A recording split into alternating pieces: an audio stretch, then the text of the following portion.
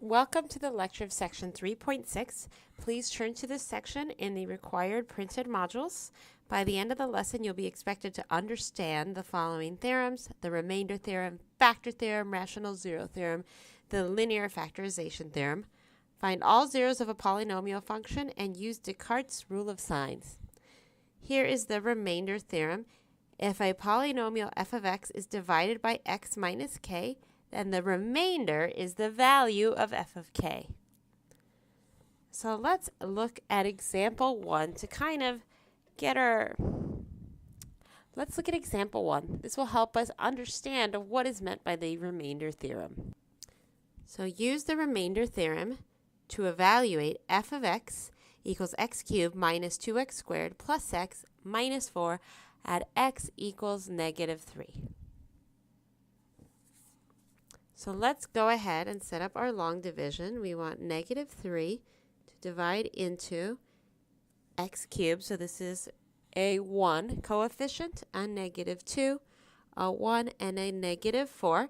And we're using synthetic division as was just covered in section 3.5. Negative 3 times 1 is negative 3. Negative 2 plus 3. Negative 2 plus negative 3 is negative 5. Negative 3 times negative 5 is 15. 1 plus 15 is 16. Then negative 3 times positive 16 is negative 48. And this gives us a remainder of negative 52, since negative 4 plus a negative 48 is negative 52. So what does this look like? We have x cubed minus 2x squared plus x minus 4 equals x minus negative 3 times x squared minus 5x plus 16 minus 52. What is our remainder in this case? Our remainder is negative 52. This tells me that f of negative 3 equals negative 52. And this was done without having to plug any values here and work out the algebra. If you would like to do that, please pause the video now, and then you can evaluate this by plugging in a negative 3 into this polynomial to verify this answer. K is a zero of f of x if and only if x minus a k is a factor of f of x. Example 2, using the factor theorem. Use the factor theorem to show that x plus 2 is a factor of f of x equals x cubed plus 4x squared minus 4x minus 16. So let's do this part first. We're going to show that x plus 2 is a factor. And we know it's a factor if f of x is a 0. So let's evaluate at negative 2. F of negative 2 equals negative 2 cubed plus 4 times negative 2 squared minus 4 times negative 2 minus 16. This gives negative 8 plus 4 times 4 plus 8 minus 16, or negative 8 plus 16 minus 16 equals 0. So f of negative 2 equals 0. That means if we divide x minus k into this polynomial, in this case x plus 2, our remainder would be 0. This tells me that this value of negative 2 is a 0 of this polynomial. So let's use the factors to determine the zeros of the polynomial. This is part 2. So for part 1, we had it here. And part 2, let's find all of our zeros.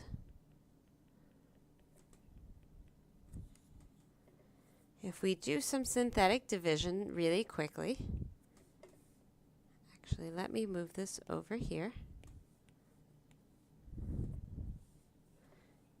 And I'm going to reiterate that since f of negative 2 equals 0, it follows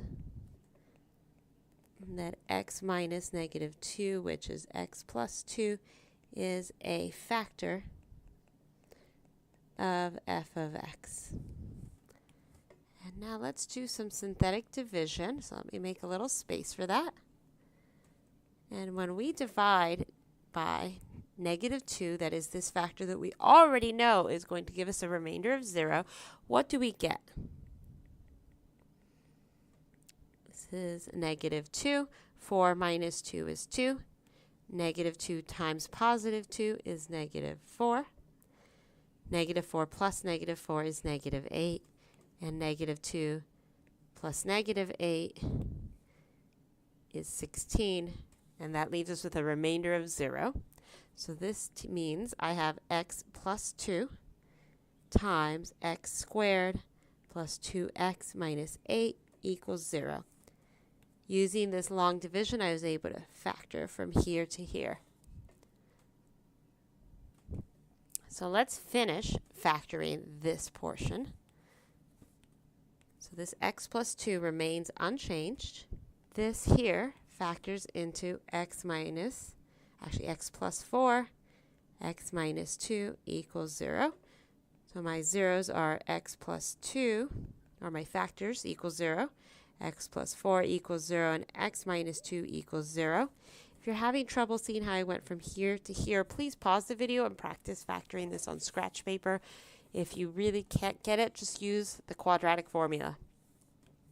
I know my zeros are located at x equals negative 2, x equals negative 4, and x equals 2. So I have negative 2, 0, negative 4, 0, and 2, 0 are my three zeros of this polynomial. And again, if you have a graphing calculator, you can verify all these. All right, let's turn to the next page of section 3.6. Rational zero theorem, also known as the rational roots theorem.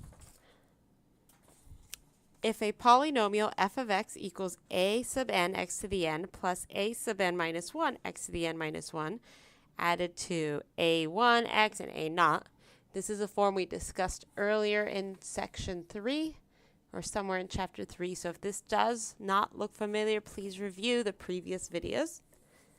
So if a polynomial f of x of this form has integer coefficients, then every rational zero of f of x has the form of pq, where p is a factor of the constant term a naught, so p is composed of the factors here, and q is a factor of the leading coefficient a sub n.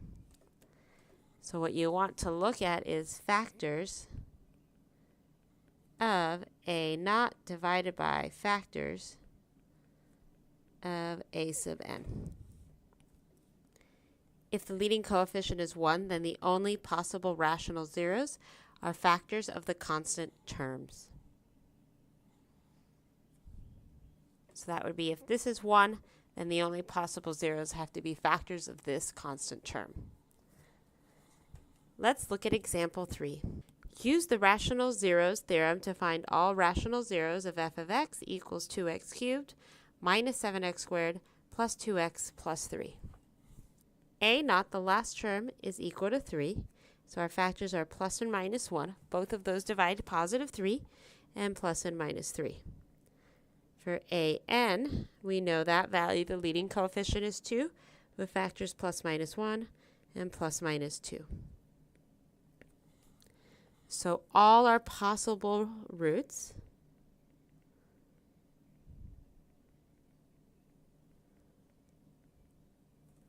are combinations of these. So we do positive 1 over positive 1 to get 1, positive 1 over negative 1 to get negative 1, positive 1 over positive 2 to get 1/2, positive 1 over negative 2 to get negative 1/2.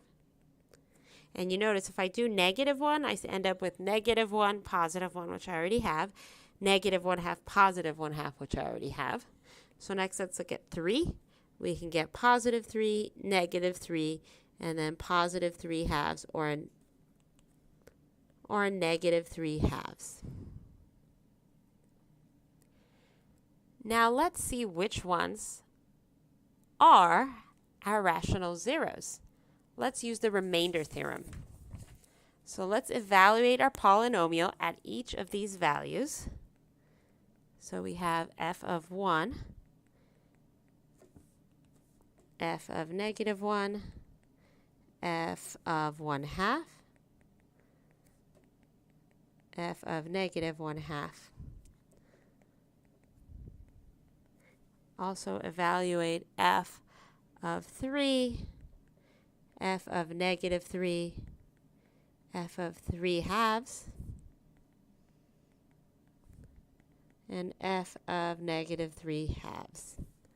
Take a moment right now and pause the video and evaluate 1, 2, 3, 4, 5, 6, 7, 8. Evaluate f of x for all of these 8 values. So please pause the video and evaluate f of x for all 8 of these values. I know it may seem tempting to just wait for me to write all the answers up, but remember, these videos will not be available on the tests. So on tests that are in class, you will have to work out problems like this. So right now is a good time to practice. Please pause the video.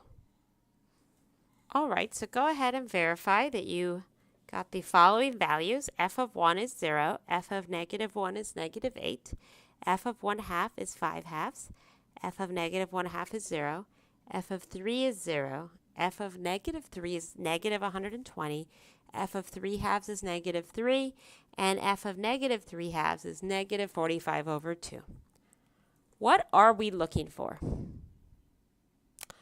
We're looking for every time we have a 0, so that's this one, and this